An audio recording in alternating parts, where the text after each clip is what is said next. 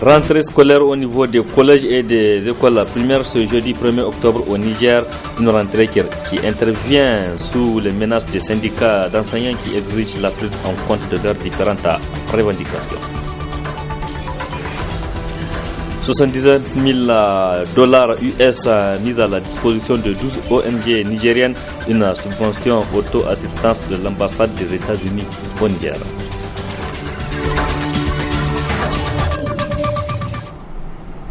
Jeudi 1er octobre 2015, mesdames et messieurs, merci d'être sur la télévision Labari pour suivre ce journal.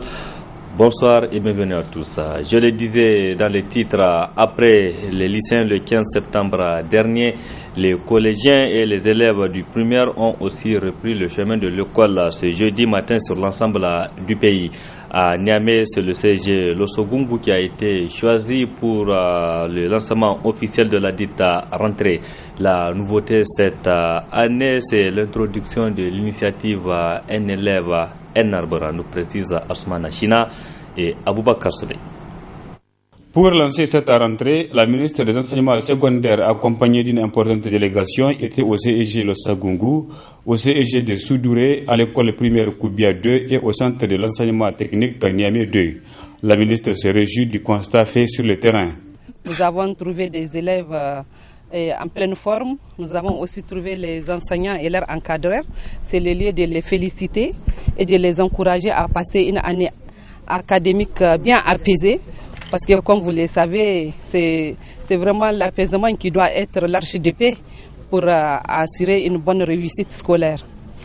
Et le Premier ministre nous a donné en tout cas des instructions pour que, à chaque fois qu'un ministre se déplace au niveau d'une région, de faire toutes les étapes. Parce que, comme vous savez, nous sommes 4 ministères, voire même 6 ministères en charge de l'éducation. Et l'éducation, c'est un tout. Donc, c'est tout à fait normal et logique que le gouverneur, en se déplaçant aujourd'hui avec nous, et avec tous les autres ministères représentés, qu'on puisse faire tous les niveaux pour se rendre compte de dans quelles conditions ces élèves sont en train, en tout cas, de renouer avec l'école. Comme c'était le cas pour le lycée, cette rentrée pour le primaire et le premier cycle du secondaire s'est effectuée avec l'opération Un élève, un arbre. Parce que ça nous tient à cœur de reverdir notre environnement physique, de donner aussi la chance aux enfants de participer eux-mêmes à cette opération. Parce que, comme vous le savez, on est en train de perdre beaucoup d'arbres et l'environnement a besoin d'être reconstruit.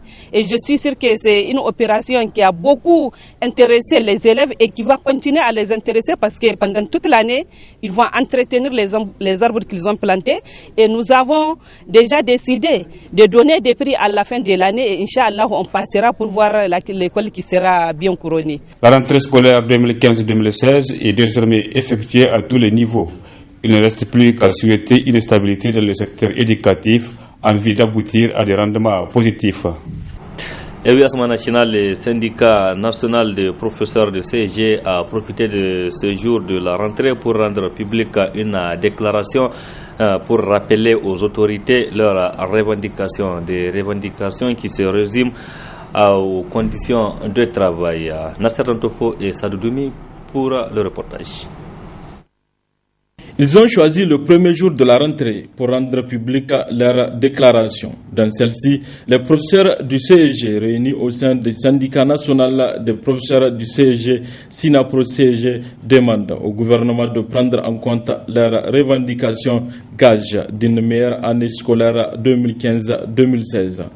Demande au gouvernement l'accélération du processus d'attribution aux promotions des professeurs CEG dans la décision d'affectation est déjà sortie et demande aux responsables du ministère des enseignements secondaires de prendre sans délai toutes les dispositions nécessaires pour mettre les nouvellement engagés dans des conditions minimum de vie avant la fin du processus de leur nomination. Demande le recrutement des promotions antérieures des professeurs CEG franco-arabes formés à l'Institut de formation supérieure Amir Sultan de Niamey. Le paiement des rappels salaires des enseignants renouvellement recrutés. Demande au ministère l'affectation de l'ensemble des membres du bureau exécutif national du SINAPRO-CEG élus lors de son congrès constitutif et c'est conformément au statut et règlement intérieur de notre syndicat.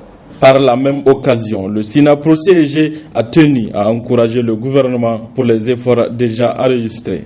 Encourage le ministère des enseignements secondaires dans sa politique de formation continue des enseignants sur le terrain. Félicite le gouvernement pour la réalisation d'importantes infrastructures scolaires et la mise en route des fournitures scolaires par région. Encourage le ministère des enseignements secondaires à continuer la formation et le recrutement des professeurs CEG dans le but de promouvoir la qualité et un enseignement de qualité au Niger. Le SYNAPRO-CEG exige du gouvernement le respect strict des accords signés avec les syndicats de l'éducation. Le syndicat des professeurs de CEG a également demandé à ses militants de se faire recenser en prélude aux élections professionnelles à venir et à présenter ses condoléances aux familles éplorées des événements de Mina et celles de Difa, notamment de Ngurtoa, victimes d'une attaque de Boko Haram le jour de la fête où 15 personnes ont été tuées. Les travaux de la deuxième session ordinaire ou session budgétaire de l'Assemblée nationale au titre de l'année 2015 ont débuté ce jeudi 1er octobre. Dans son discours d'ouverture, le président de l'Assemblée nationale, Amadou Salifou, a parlé des événements de Mina, de la situation sécuritaire, des préparatifs des prochaines élections. Le résumé de la cérémonie d'ouverture qui a enregistré la participation des membres du gouvernement et de plusieurs autres invités, c'est avec Adamou Soumana et Ibrahim Abdou. Après quelques mois de vacances parlementaires, les élus nationaux se retrouvent à l'hémicycle de l'Assemblée nationale à travers la présente session dite budgétaire. Une session ordinaire, la dernière du genre pour la première législature de la 7e République, au cours de laquelle le président de cette auguste institution a de prime abord situé le contexte dans lequel se tiennent ces assises, marquées entre autres par le deuil de la communauté musulmane et la situation sécuritaire dans le pays et au-delà de la sous-région, avant d'aborder la question cruciale des élections à venir dans le pays. Jetons la rancune à la rivière et allons aux élections avec l'intention d'en faire un moment de retrouvailles populaires, où il n'appartiendra qu'au peuple nigérien, en toute responsabilité, de choisir l'équipe à qui il souhaite confier provisoirement son destin. Au président de la représentation nationale de poursuivre son intervention en soulignant les points qui seront débattus au cours de cette session. La deuxième session ordinaire de l'Assemblée nationale est principalement consacrée aux questions budgétaires. Il nous appartiendra donc, avant de nous séparer à la fin du mois de novembre, de donner un budget réaliste à notre pays. Il nous faudrait au préalable sacrifier à un exercice à grande vertu pédagogique. Il s'agit de l'examen des projets de loi de règlement au titre des exercices 2012 et 2013. En dehors des questions strictement budgétaires, nous aurons à nous pencher sur des propositions et des projets de loi haute importance qui sont pour certains en souffrance depuis la dernière session ordinaire. Une adresse de la deuxième personnalité politique du pays, bien appréciée aussi bien par les députés de la majorité que ceux de l'opposition parlementaire. L'enjeu principal de cette session, c'est que ce serait la dernière fois que nous allons nous retrouver, en tout cas nous députés, dans le cadre de cette session-là. Et je pense que chacun d'entre nous aura ce à l'esprit pour que nous puissions garder les uns des autres de bons souvenirs. Donc ça va être certainement une session très laborieuse. On a noté qu'il a axé son intervention sur donc, le contexte sécuritaire dans notre pays. Nous sommes tous d'accord que cette situation est préoccupante et malgré les mesures prises, on sent que les extrémistes sont toujours actifs. La preuve, dernièrement, ils ont tué des villageois, ils ont incendié des villages dans le lac Tchad. Donc ça, c'est un fait. Le deuxième fait que le président a évoqué, le fait le plus important, c'est la tenue des élections. Ce que nous retiendrons, il a insisté pour que ces élections se tiennent dans la stricte neutralité des acteurs impliqués, c'est-à-dire toutes les institutions qui sont en charge de l'organisation des élections. A noter que le président de l'Assemblée nationale malienne, Issaka Sidibé, et celui du Conseil national de transition du Burkina Faso, Chérif Moumina Si, ayant rehaussé de leur présence cette cérémonie, ont à leur tour pris la parole pour louer l'exemplarité des relations entre leurs pays respectifs et le Niger, soulignant que cette session prendra fin en novembre prochain. Autres travaux débutés ce matin, c'est ceux de la Commission électorale nationale indépendante CENI. 3 points seront débattus au cours des travaux, notamment l'examen du projet d'arrêté fixant les caractéristiques de la carte d'électeur. C'est le président de la CENI qui a présidé l'ouverture des travaux, nous précise Nafissa Adamou et nous précise Mahmoudou Saleh et Cheb Guissou. L'adoption du procès verbal de la plénière du 14 septembre 2015, l'examen et l'adoption du projet d'arrêté fixant les caractéristiques de la carte d'électeur et les questions diverses sont entre autres points inscrits à l'ordre du jour de cette plénière de la Commission électorale nationale indépendante CENI. Avant d'aborder l'ordre du jour de la présente séance, il me plaît de vous rappeler que le lundi 14 septembre 2015, notre institution a formulé des propositions de modification de certaines dispositions de nos lois électorales. Ces propositions de modification ont fait ce jour-là l'objet d'un large consensus lors des débats. Qu'il me soit donc permis de saluer, tant pour son volume que pour sa qualité, le travail effectué dans ce sens par les membres de la CENI, et tout particulièrement ceux de la sous-commission administrative et juridique qui en fut la véritable cheville ouvrière.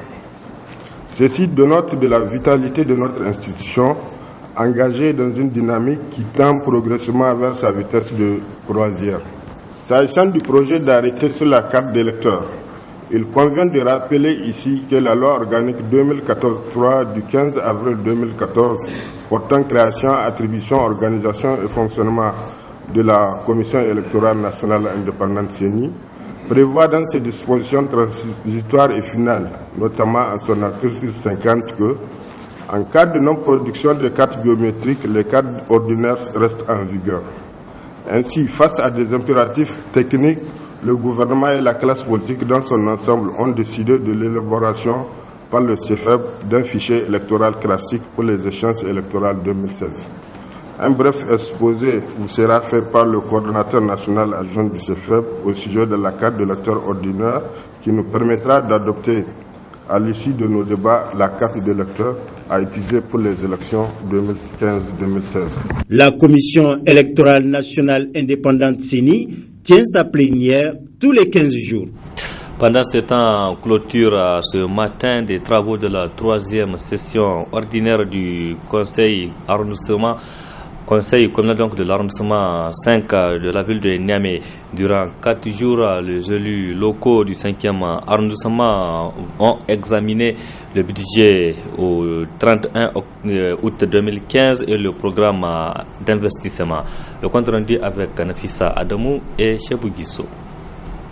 Après 4 jours d'intenses travaux et d'échanges enrichissants, la 3e session ordinaire du Conseil d'arrondissement communal Niamey 5 au titre de l'année 2015 a pris fin sur une note de satisfaction générale. Une session dont nous sortons avec une réelle satisfaction sur les résultats que nous avons atteints sur l'ordre du jour, à savoir l'examen de l'exécution du budget au 31 août 2015 de l'arrondissement communal Niamey 5 au titre de l'année 2015, l'examen du programme d'investissement et de communication qui ont été très enrichissants à travers nos discussions en plénière. Je voudrais à cet effet, au nom de la population du 5e arrondissement et de l'équipe de notre organe exécutif, vous adresser, mesdames et messieurs les conseillers, ma profonde gratitude et remerciement pour votre présence et vos contributions constructives au débat des points inscrits à l'ordre du jour de la présente session ordinaire. En clôturant les travaux de cette 3e session ordinaire, le maire de l'arrondissement communal Niamey 5 a salué la détermination et la disponibilité de tous les élus locaux qui ont contribué à la réussite de cette session. Vous venez à travers cette 3e session ordinaire examiner et approuver à l'unanimité les points inscrits à l'ordre du jour et écouter avec la plus grande attention les communications. Vos critiques, vos suggestions et vos propositions issues de vos interventions dénotent votre sérieux et votre sérénité afin d'atteindre les objectifs que nous nous sommes fixés pour le bien-être de notre population. Je reste persuadé que votre détermination et votre constante disponibilité que vous ne cessez de démontrer au cours de nos travaux ne nous feront pas défaut pour les étapes à venir de notre mandat qui tire à sa fin. Une fois de plus, les conseillers de l'arrondissement communal Niamey 5 ont fait preuve de leur capacité au cours des travaux de cette session, ce qui a permis d'atteindre tous les objectifs fixés. Le Royaume d'Arabie Saoudite a célébré hier, mercredi, le 85e anniversaire de sa réunification à Niamey. C'est l'ambassade d'Arabie Saoudite qui a servi de cadre pour célébrer cette fête nationale. Y étaient présents Michel Djedji et Ibrahim Abdou. C'est avec beaucoup de fierté que les Saoudiens commémorent cette fête marquant le couronnement du parcours d'un grand homme d'État dont on se rappelle encore la glorieuse victoire obtenue dans son œuvre de réunification des régions et tribus éparses de ce royaume. Il a donné à ce pays le nom du royaume d'Arabie Saoudite et depuis lors, le royaume poursuit sa marche dans un rythme de développement global et harmonieux sous la conduite éclairée du fondateur bâtisseur, le roi Abdelaziz Ben Abdelrahman Faisal, paix à son âme, puis de ses successeurs Saoud, Faisal, Khaled, Fahad et Abdullah. Il me plaît de louer ici les excellentes relations d'amitié et de coopération qui unissent nos deux pays frères, la République du Niger et le Royaume d'Arabie Saoudite, et ce dans tous les domaines pratiquement, et le renforcement de ces liens, surtout depuis l'accession au pouvoir de son Excellence M. Issoufou Mahamadou et au trône du serviteur de 200 mosquées, le roi Salman. Je voudrais aussi mentionner que ce qui suite à la visite historique au Niger effectuée par le roi Faisal Ben Abdelaziz Al Saoud dans les années 70, que les jalons de ces excellentes relations entre nos deux pays ont été jetés. Je voudrais ici réaffirmer la disponibilité du gouvernement et du peuple saoudien à renforcer davantage ces relations au service bien compris de nos deux peuples, de notre Oumma islamique et de l'humanité tout entière. Des relations d'amitié et de coopération qui se fructifient de plus en plus, selon la ministre déléguée aux Affaires étrangères. Ne serait-ce que récemment, le chef de l'État a été en voyage en Arabie Saoudite et nous avons signé plusieurs partenariats, dont un des plus importants, c'est le fait que les Nigériens pourront aller travailler en Arabie Saoudite, notamment des infirmières, des chauffeurs et des femmes de ménage. Au royaume abritant le foyer de la Sainte Kaaba, cette fête est également une occasion pour les Saoudiens de partager avec leurs convives ce qu'ils ont de plus cher, à savoir la culture arabe et la religion islamique. La célébration de cette 85e édition de la fête nationale d'Arabie Saoudite a coïncidé avec le drame de Mina où plus de 700 pèlerins ont trouvé la mort. C'est pourquoi le diplomate saoudien Turki Ben Naji a eu une pensée particulière aux victimes. On l'écoute. 2 مليون تقريبا و300 ألف حاج في فترة قصيرة في مكان صغير. هذا حصل أرجح أنه يعني سوء تنظيم من يعني عدة جهات لا أستطيع أن أبت في هذا الموضوع, ولكن إن شاء الله التحقيقات سوف تبين ما هو بالضبط اللي حدث في هذه الحادثة. Donc, monsieur l'ambassadeur a répondu, il a dit vraiment, jusqu'à présent, c'est une surprise, c'est une chose qui les a surpris, et donc il ne peut pas dire quelque chose jusqu'à présent. Il y a des investigations qui sont là en train d'être faites, donc à la fin de cette investigation, on peut dire une réponse exacte dans cette question-là, mais jusqu'à présent, on peut dire qu'il y a une mauvaise organisation, mais jusqu'à présent, il n'y a pas une chose bien déterminée dans ce sens-là. هذه خدمة حقيقة في المملكة نعتز بها سنويا. المملكة هذه لا تولي جهدا حقيقة في يعني أن يكون الحج آمن والحجاج يعودوا إلى بلادهم سالمين, ولكن هذا قضاء وقدر, وإن شاء الله لن تتكرر في الأعوام القادمة, وسوف يكون هناك إن شاء الله يعني إجراءات أخرى تتحاشى هذه مثل هذه الحوادث مستقبلا إن شاء الله. Donc il a ajouté encore pour dire que l'Arabie Saoudite a vraiment un grand honneur de réceptionner les pèlerins au sein de la terre de l'Arabie Saoudite. Donc il a dit que vraiment c'est des choses qui ont été faites, mais c'est pas vraiment de leur, c'est pas dépendant de leur volonté. ليست علاقات مصالح فقط لكن علاقات دينية. شعب النيجر شعب مسلم تقريبا 98 أو 99% شعب مسلم كونسولية تعتز بهذا الشعب حقيقة. Donc il a ajouté encore que l'Arabie Saoudite c'est pas seulement la relation des intérêts qui entre les deux pays, mais le Niger est un pays encore musulman et l'Arabie Saoudite donc ils se sentent vraiment fiers de cette relation en tant que deux pays musulmans. ذوي الضحايا والمتوفين الله يجعلهم في يعني الشهداء والصديقين إن شاء الله. Donc enfin il a dit vraiment de présenter les condoléances les plus attristées pour les victimes et la famille encore des victimes. La famille des victimes. Que les âmes donc des victimes reposent en paix. Signature ce matin des subventions auto-assistance de l'ambassade des États-Unis au Niger. 12 ONG nigériennes ont bénéficié de cette subvention qui s'élève à $79 000 US. C'est le centre culturel américain qui a servi de cadre pour la signature. C'était ce matin. Le compte rendu avec Nafissa Zakou et Nasser Sedou. C'est la somme de $119 000 américains qui a été mise à la disposition de 12 ONG locales pour mettre en œuvre leur projet visant à améliorer les conditions de vie des couches les plus vulnérables du Niger.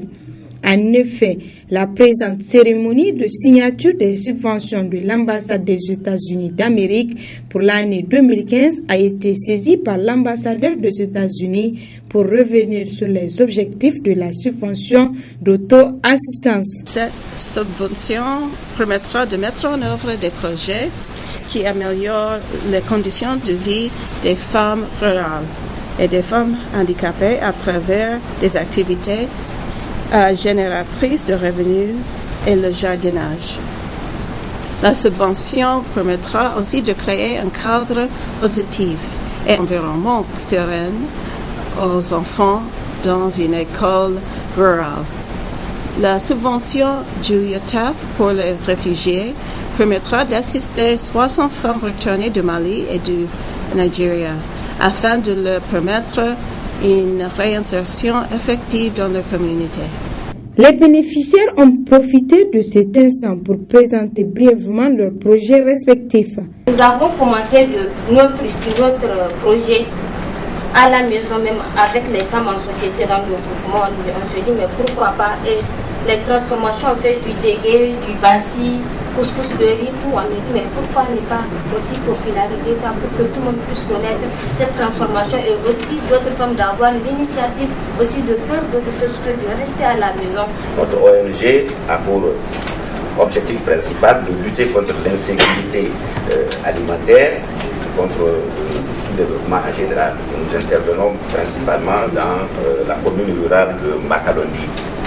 Pour cela, nous faisons de l'agroforesterie avec les producteurs de la commune. Et nous avons présenté à l'ambassade des États-Unis un projet pour venir en aide aux femmes et aux jeunes filles en vue de les aider à faire des activités génératrices de revenus. Après la signature de la subvention par les bénéficiaires, le directeur général de l'aménagement du territoire et du développement communautaire a prodigué des sages conseils d'usage aux bénéficiaires. Les projets que vous avez présentés sont des projets, à mon point de vue, assez pertinents. L'Alliance des mouvements pour l'émergence du Niger, Amen de l'Adan Tchana, procède à la mise en place de ces structures régionales. 4 ont été installés mercredi soir dans le compte du premier arrondissement communal de la ville de Niamey. Moussa Kimbadi El Haj Dada a été plébiscité par l'ensemble des militants pour conduire les destinées de la coordination de l'arrondissement communal Niamey 1. Le temps fort avec Adam Soumana et Aboubakar Souley.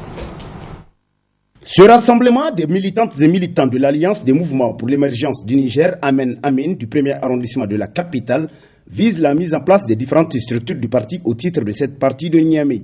Une mise en place des différents bureaux tenus en présence de 2 huissiers de justice et qui a vu le sacre de Al-Hajj Moussa Kimbadi Dada à la tête de la coordination Amen Niamey 1, secondé par le sieur Gérard Delanne. C'était l'engouement général parce qu'on a l'impression que c'est un meeting, n'est-ce pas, qui a été convoqué. Les délégués même étaient débordés, parce qu'effectivement, il faudrait qu'on mette en place d'abord le grand bureau de la coordination qui aura en charge la conduite des affaires, n'est-ce pas, de la coordination au nom du parti Amen Amin, n'est-ce pas.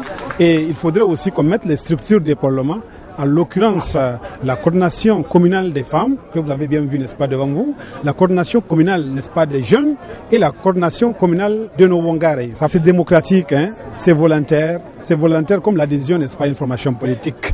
Les uns les autres, chacun, les candidats se sont manifestés, et dans le cadre d'un consensus rondement mené, et là où on peut y avoir de consensus, réellement, les structures ont dû départager effectivement les candidats. Parce que comme vous l'avez remarqué, réellement, c'est des postes que nous avons et il y a plus de candidats, n'est-ce pas, que de postes. Et Dieu merci, les membres là qui ont été élus démocratiquement et ont eu effectivement l'assentiment de différentes bases et les bases estiment que ces gens-là sont à même de conduire la destinée, n'est-ce pas, de notre coordination communale. Il incombe désormais à ces braves hommes, femmes, jeunes et Wangari de conduire les destinées du parti Amen Amin au niveau de l'arrondissement communal Niamey 1. Une tâche dont ils disent mesurer l'ampleur. Notre jeune formation politique est jeune, mais réellement, si vous avez remarqué, les acteurs ne sont pas jeunes et ne sont pas des novices, n'est-ce pas, de la politique. Donc nous mesurons l'ampleur de la situation et la portée, n'est-ce pas, surtout des décisions présentes et futures. Et on a toujours agi conséquemment avec, n'est-ce pas, notre leader éclairé, M. Omar Hamidou Ladenchana. Et je crois qu'avec lui, nous sommes sûrs d'aller très loin. À noter que ces tout nouveaux responsables des différentes structures du parti ont vivement salué les militants pour la confiance placée en leur modeste personne.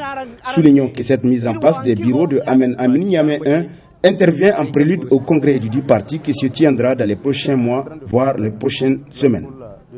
Un mot du sport dans ce journal. Point de presse ce jeudi du président de la commission électorale indépendante de la Fédération nigérienne de football, FENIFOOT. Il s'agissait pour Maître Douma de rendre publique la validation ou l'invalidation des candidatures au poste du président. 2 ligues ont été sanctionnées pour irrégularité. Il s'agit de la ligue de Niamey et celle de Tillabéri, nous précise Ibrahim Tikere. Dans les notifications qu'elle a adressées aux différents candidats à la présidence des ligues de Niamey et Tillabéri, la commission électorale indépendante de la Fédération nigérienne de football a invalidé les dossiers de candidature pour plusieurs raisons. En date du 27 septembre, qu'on a reçu à 17h52, où certains membres du bureau supposé d'Abdelkader Dambadjo, dont M. Issa Mostafa, Aoudou Betodje et Suleiman Sanibakou, qui ont formellement désisté de son bureau pour se reporter sur la liste du candidat Amadou Jipou Mali. Donc la commission, sur la base de tous ces éléments, a eu comme verdict que le bureau de M. Abdelkader Dambadjo n'est pas au complet. Parce qu'il y a une disposition de statut qui dit que les membres du bureau doivent être au nombre de 11. Donc du coup, quand vous faites la soustraction de 3 personnes parmi les 11, le bureau revient à 9. Donc là, il y a violation de l'article 33.2 des statuts de la FENIFOOT. Dans la dernière notification qu'on lui a adressée, on a demandé à M. Maliki de nous produire les lettres de parrainage et de renonciation des 11 membres de la première liste qu'il nous a envoyée 18 jours avant les élections, avant l'assemblée élective, comme les textes l'exigent. Il nous a fait parvenir une nouvelle liste. Malheureusement, dans la nouvelle liste, on remarque qu'il n'y a que 2 personnes qui figuraient dans la première liste sur la base, la première liste sur laquelle nous avons déjà fait des notifications. Nous ne sommes pas tenus de faire une nouvelle notification sur une nouvelle liste.